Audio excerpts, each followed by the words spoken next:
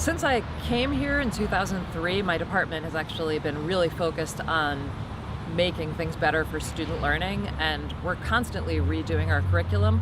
We've always been interested in helping students get depth and figure out how to learn how to be critical thinkers in chemistry and biochemistry.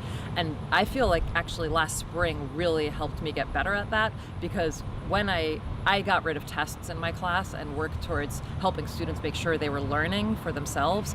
And as I did that, it was very easy to see which material was just kind of rote material that I had been asking students to memorize, maybe even when I thought I wasn't. And I really was able to focus in on the things that I thought were challenging students to learn and to think about material and to ask questions about scientific information. And that's something that I'm going to keep in my classes going forward, no matter what. So I think one of the most important things about virtual learning that I actually learned last semester is to make sure I check in with my students all the time. Last semester, it was really different, right? It happened under emergency situations, and we had to be as flexible as we could be. So I actually didn't require students to come to class because some people were in places where they didn't have internet or in different time zones, and it was really challenging for them to work remotely.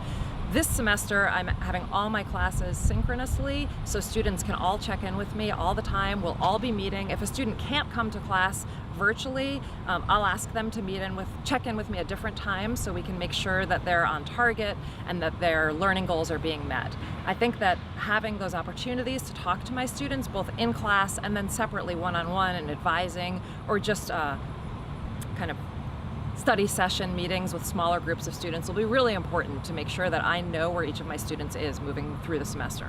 One of the reasons I think it's still important that we're teaching this fall and bringing back as many students as we could safely bring back to campus is that our mission at DePauw is to help prepare students to deal with these complex problems that are out there in the world.